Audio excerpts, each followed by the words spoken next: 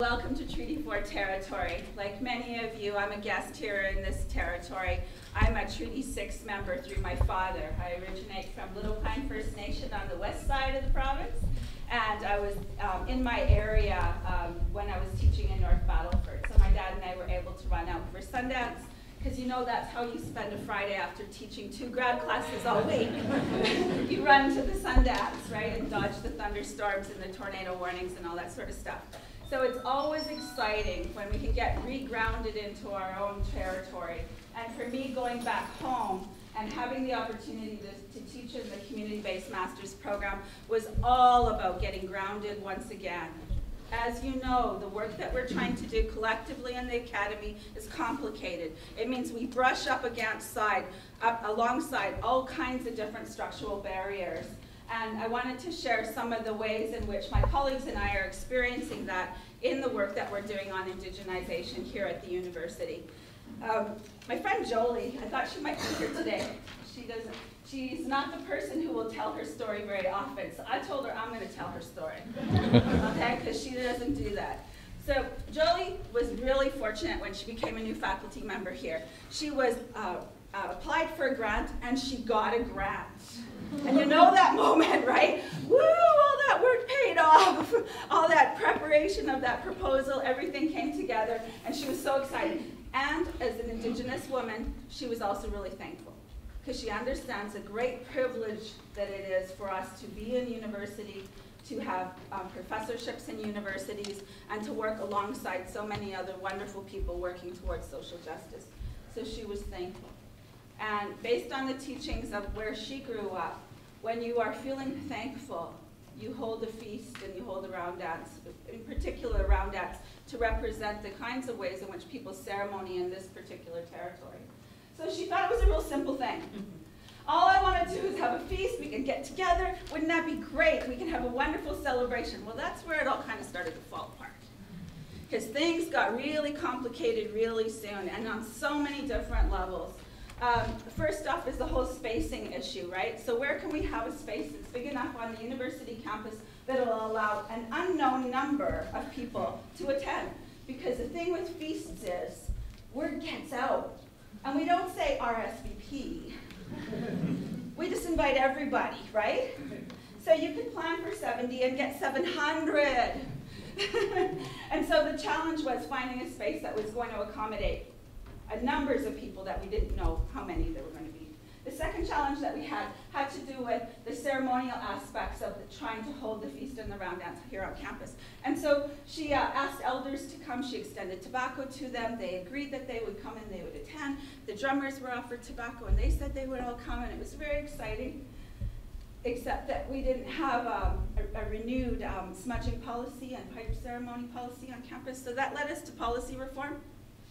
And you know how that goes, right? Have you ever tried to do policy reform? Yeah, that was fun, like a year and a half. The event came and went by the time the policy reform was finished. But it was an important conversation, because it meant that in the role as executive lead, I had conversations with people I probably would have never spoken to before. So I'm talking to security, I'm talking to facilities management, I'm talking to the people who operate, you know, the whole side of the operations over there. The other part that came up for us was a piece about compensation, or how do you honor elders, and how do you extend a thank you to the elders in a culturally relevant way, at the same time as working within a mainstream institution. And so we wanted to be able to offer an honorarium of some cash to thank the elders and the drummers for coming here, but that required a whole bunch of other steps. It required us to meet regularly with our dean, our associate dean, the vice president. We had to meet with financial services. We had to talk to HR, because here's where it gets really, really complicated. Because if you hire an elder and they've worked for you for more than $499.99, suddenly that income is taxable. So suddenly you have to deal with the Canadian Revenue Association, which means that you have to know what the policies are, right? So you have to be sure that the elders that you've invited haven't worked more than those types of time already with you, because suddenly it's going to be taxable. And in that case, what you have to do is you have to say to them, hey, you've now moved into this other bracket, and so we're going to not offer you $500. We're going to have to offer you like $670 because there's going to be deductions and there's going to be taxes. But it'll all come back down to about $500, okay? Oh, what a horrible conversation to have with traditional knowledge keepers. But those are the lengths that we have had to resort to in working to indigenize the academy, because it's not just about how we teach or attracting more Aboriginal faculty into the universities. It's changing every single aspect, every structure of the institution. Woo! So when I first came onto the position, I got a 6-month secondment from the Faculty of Ed. That got extended to an additional 6 months, and then I got offered a 2-year position. But this position, holy smokes, man, you got to be everything in it. You have to plan the events, you have to professionally develop the faculty colleagues, you have to work with all the administrative units, even right down to the custodial services, because there's tape on the floor out there from an exhibit I did months ago and they want me to scrape the floor. And so it's a position that's really dynamic, and it certainly takes you into some discussions where you are rubbing up against culturally relevant practices, traditional knowledges, Indigenous ways of knowing, and dominance in the institution. And darn it, you better know what you're doing. Because otherwise you trivialize everything you do. And we cannot afford to do that here. We can't afford to do that here. Regina is the second most violent city in Canada, according to reports of this week. Saskatoon is the #1, we're #2. I think most of the time we've been in that #1 position, but we're trying to shift that a little bit. We have a rising Indigenous population here who continues to be overrepresented in incarceration rates, and our mortality rates, and our dropout rates in schooling. Our HIV rates are increasing, our poverty rates are high, and on and on and on and on. And at the same time, we have a really, really vibrant community here. And in Treaty 4, we have 26 First Nations, 4 historical Métis communities, and a rising Indigenous urban population.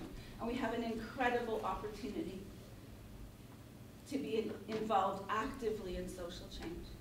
And I'm really blessed. I work with some phenomenal scholars and some phenomenal community people who help to give our work legs, who help to define that vision, and who work alongside me in doing this work really, really well. And I couldn't have done this work without the years of contribution that folks like Carol Schick have done in terms of thinking about anti-oppressive education and what it means for here to the university. I couldn't have done this work without the encouragement of my colleagues who work with me to problematize this work that we do, who take up pieces of it and they run with it. They take that and they run with it and practice it, and they work to inspire this emerging group of educators that we are so fortunate to work alongside. And yet our work continues in some really high levels.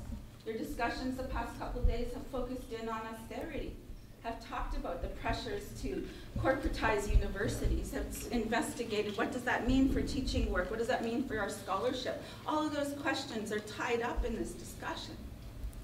We can't separate them out and say, oh, let's just have an elder in residence program and think we are doing it. It will not work. And so the challenge that we all collectively face in Canadian and American institutions is the question of how do we confront and resist academic capitalism and its influences on the academy and our academic work?